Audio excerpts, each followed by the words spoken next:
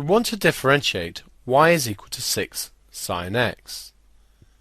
Remember that if y is equal to sine x, then dy dx is equal to cos x. Here we have a function of a function.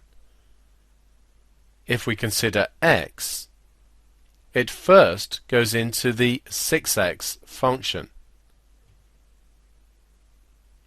The output from this goes into the sin x function,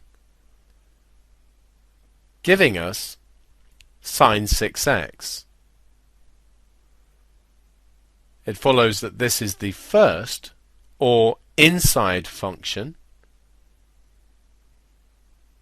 so this is the second, or outside function. So we're going to use the chain rule.